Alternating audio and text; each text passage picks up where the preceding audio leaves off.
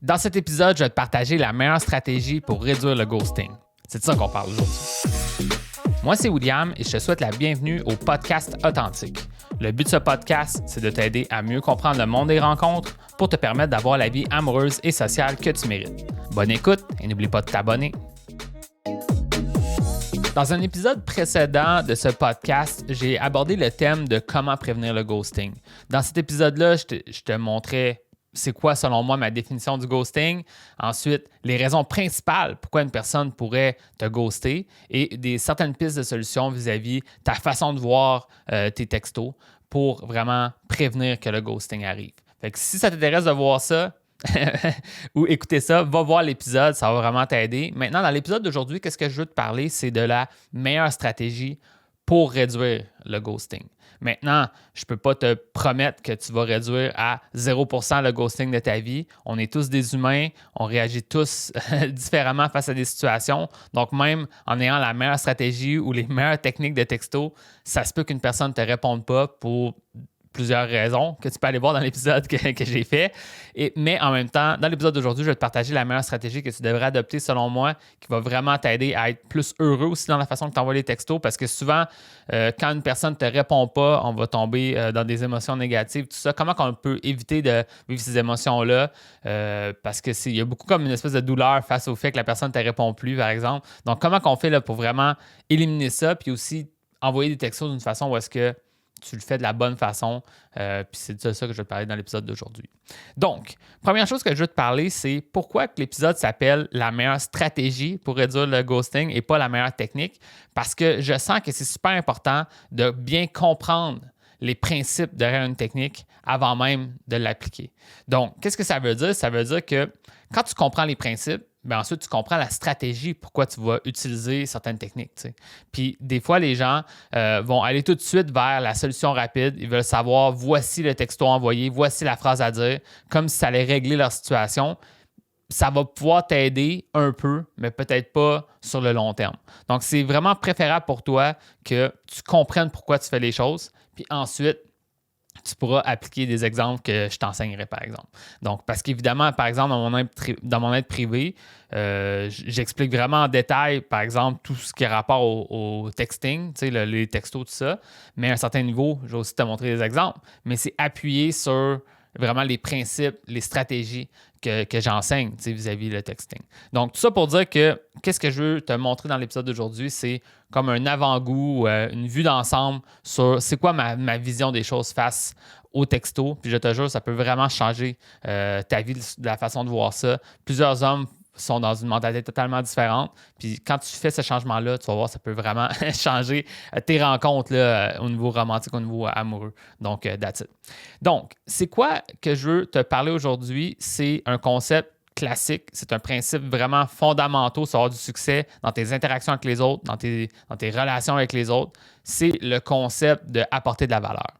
Donc, c'est quoi apporter de la valeur? C'est vraiment amener quelque chose dans la vie d'une autre personne. Puis souvent, quand on parle d'apporter de la valeur, c'est souvent dans on sous-entend qu'on apporte de la valeur sans nécessairement demander quelque chose en retour. Puis ça, c'est vraiment, je pense, la plus grosse faille que plusieurs hommes vont passer au travers au niveau du monde des rencontres, c'est qu'ils veulent quelque chose de la personne qu'ils veulent rencontrer. Dans le fond, oui, je ne vais pas le nier, tu veux sûrement quelque chose. Si tu abordes une femme, c'est parce qu'elle t'intéresse, tu aimerais ça peut-être la voir dans le futur, tu aimerais peut-être avoir un rendez-vous avec elle, tu aimerais peut-être que ça progresse. Puis, je pense qu'il y a plein de choses que tu pourrais vouloir d'un point de vue romantique, amoureux d'une femme, c'est correct. Mais en même temps, beaucoup d'hommes ont cet agenda-là en priorité au fait de juste amener une belle énergie dans l'interaction. Donc, ce que ça veut dire, c'est que si toi, tu mets trop en priorité qu'est-ce que tu veux, puis pas assez comment que l'autre se sent, bien finalement, l'autre personne, ça se peut qu'elle ne se sente pas très à l'aise, puis finalement, elle annule le projet. Puis je crois que quand tu changes ta mentalité pour offrir de la valeur en premier, pour ensuite en recevoir en retour, qui va être comme souvent, étonnamment, tu vas avoir un meilleur retour parce que tu apportes de la valeur en premier, bien, je crois que c'est vraiment une meilleure approche au niveau de tous tes échanges. Quand tu abordes quelqu'un, tu échanges avec quelqu'un, puis par texto, ça s'applique encore plus. Donc, maintenant, si je peux donner des exemples là, pour comme juste clarifier tout ça, quelqu'un qui demande trop de valeur par texto, qu'est-ce qu'il va faire? Il va faire plusieurs erreurs. Comme par exemple, il va vouloir garder l'attention d'une femme. Donc, au lieu de de penser à comment je peux continuer cette belle entente-là que j'ai avec elle, comment je peux vraiment amener un sourire quand elle va me lire puis qu'elle va avoir envie de me rencontrer. Au lieu de penser à l'objectif, vraiment plus important de continuer à garder une belle entente puis se revoir, la personne va se dire comment je peux, moi, être plus heureux en lui disant quelque chose, puis là, elle va me redonner un retour, puis ça va me prouver qu'elle est encore intéressée à moi. Donc, c'est vraiment souvent par une insécurité que les hommes vont envoyer trop de textos, par exemple. Donc, tu sais, il y a quelque chose que j'ai déjà dit, peut-être que tu l'as déjà entendu, mais moi, je ne suis pas un très grand fan de souhaiter des bons matins, bonnes nuits à une femme, surtout si ça ne fait pas beaucoup de fois, ou même, surtout si tu ne l'as pas encore rencontré. Je ne crois pas que c'est une bonne dynamique. Plus tard, quand tu es rendu en train de la fréquenter, tu es rendu en couple, tu peux porter des belles attentions à la personne qui t'intéresse, mais initialement, ou d'où est-ce que ça sort souvent, c'est comme une insécurité. Tu veux te faire rassurer que la personne ne t'a pas oublié. Tu veux lui montrer que tu es encore là, etc. Puis c'est pas la bonne mentalité. Puis c'est encore une fois parce que tu recherches quelque chose au lieu de donner pour donner. T'sais. Donc, encore une fois, si toi, tu donnes pour donner, tu as du plaisir, tu le sais de bon matin, puis tu continues à vivre ta vie, puis tu passes dans ta journée, tout va bien, ça peut bien aller, mais des fois, comme inconsciemment, c'est parce que tu recherches quelque chose. Un autre exemple de texto qui cherche trop de la valeur, c'est dire « Hey », puis attendre qu'elle te réponde. Faire ça constamment, c'est ce que j'appelle dans mon programme les textos radars. Tu envoies comme un ping de radar, puis tu attends le retour pour répondre. Encore une fois, c'est parce que c'est comme si tu n'assumais pas qu'elle est intéressée à toi, donc tu veux toujours attendre qu'elle te réponde. Ou tu sais, hey, salut, tu sais, salut, puis là, tu attends qu'elle réponde, puis après, tu lui. Encore une fois, c'est une mauvaise stratégie si tu veux avoir du succès dans tes rencontres. Un autre exemple que je peux te donner de trop rechercher de la valeur, c'est constamment poser des questions. Ça s'applique aussi en conversation en général, mais par texto, ça s'applique encore plus. Donc, hey, salut, ça va? Qu'est-ce que tu fais? Toujours en train en plus des questions simples comme ça qui ne sont pas vraiment intéressantes. La personne, à un moment donné, elle va ressentir un inconfort, puis c'est comme un trop gros niveau d'investissement émotionnel pour te répondre, finalement, elle va annuler le projet. Donc, juste parce que ta façon de communiquer avec elle demande trop, puis n'est pas intéressante, la personne, elle va annuler. Donc là, ce qu'il faut que tu fasses, c'est aller de l'autre côté, offrir de la valeur.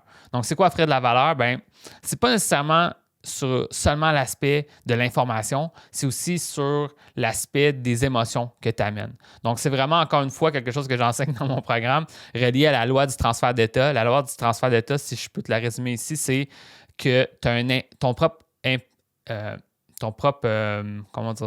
état émotionnel va impacter celui des autres. Donc, ce que ça veut dire, c'est que toi, tu veux te mettre dans vraiment l'état émotionnel que tu veux que l'autre personne soit en ta présence. Donc, ce que ça veut dire, c'est que faut pas que tu sois insécure ou que tu aies peur que la personne ne s'intéresse pas à toi. Tu veux assumer qu'elle est intéressée à toi, tu veux être curieux d'en apprendre à la connaître, tu veux lui amener une belle énergie positive. T'sais. Donc là, quand tu apportes de la valeur, c'est ça que tu veux faire. Tu veux vraiment que ce soit être de bonne humeur dans les textos que tu envoies. Pas nécessairement être à l'extrême, mais tu es juste de bonne humeur, tu n'es pas pessimiste.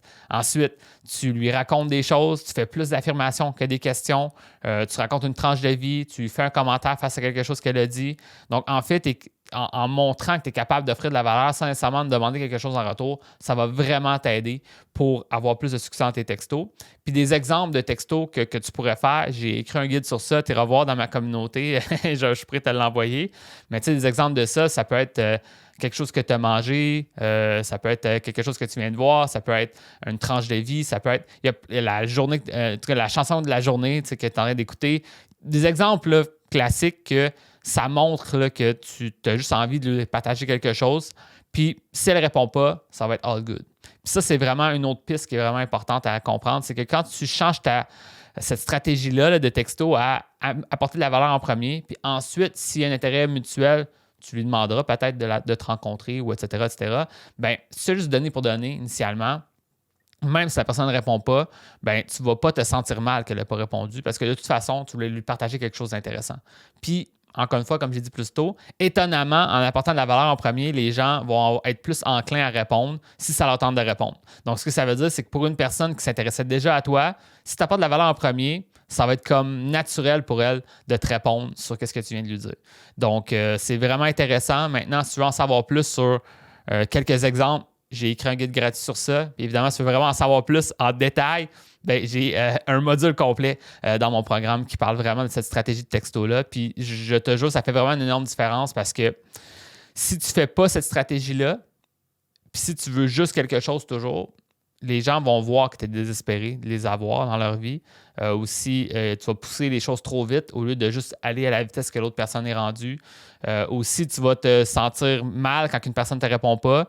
Aussi, stratégiquement, là, si une personne ne te répond pas à un texto, que c'était une question, c'est difficile après de renchérir avec une autre question ou refaire. Il faut comme que tu reviennes dans la conversation comme si la question n'existait pas, etc. Donc, il y a comme quelque chose qui fait que si tu poses trop de questions puis qu'à un moment donné, tu poses une question et la personne ne répond pas, c'est difficile de reprendre la conversation. Par contre, si tu fais une affirmation, tu peux reprendre la conversation quand tu veux. Donc, ça peut vraiment t'aider à, si tu mets un petit peu plus d'affirmation dans tes textos, si tu as une approche plus ouverte comme ça, bien, ça va faire que même si ça ne répond pas, all good, j'y renverrai un autre message plus tard. Puis peut-être que 6 heures plus tard, 8 heures plus tard, elle va te répondre. Donc, au lieu de te sentir mal que tu envoies une question, là, ça fait 1 heure qu'elle n'a pas répondu, là, tu commences à t'inquiéter, tu envoies des textos qui apportent de la valeur, elle va te répondre quand elle va répondre, puis ensuite, ben, tu vas pouvoir échanger. Tu pourras lui poser des questions aussi plus tard, mais il y a une espèce d'approche qui est plus axée sur apporter de la valeur en premier au lieu de rechercher quelque chose des textos que tu envoies. Donc, voilà. Maintenant, n'oublie pas, tu peux aller voir l'épisode précédent parce que c'est comme... La stratégie est basée sur la mentalité principale là, de vouloir comme. Tu iras voir l'épisode précédent qui parle de comment prévenir le ghosting. Ça va t'aider aussi encore plus à comprendre pourquoi cette stratégie-là fonctionne dans qu'est-ce que j'enseigne. Puis maintenant, encore une fois, si ça t'intéresse d'en savoir plus, j'ai un guide gratuit dans mon groupe. Tu iras voir ça. La communauté authentique, OTNTIQ. Et sinon, dans mon programme, je vais vraiment en détail sur ça. J'ai une énorme expertise sur les textos que je pourrais t'enseigner rendu là si ça t'intéresse. Donc, that's it. J'espère que tu as apprécié l'épisode d'aujourd'hui. C'était un épisode où est-ce que j'ai juste sorti de l'information que ça fait des années que j'enseigne. J'avais même pas de notes. Je sens que c'est très bon quand même. J'ai quand même bien structuré mes idées. Maintenant, si tu as aimé l'épisode, n'hésite pas à t'abonner au podcast. Donc, juste à cliquer sur l'abonnement, que ce soit sur les plateformes de podcast ou sur YouTube. Puis sur ça, ben, je te souhaite bonne chance. Puis on se voit dans un prochain épisode.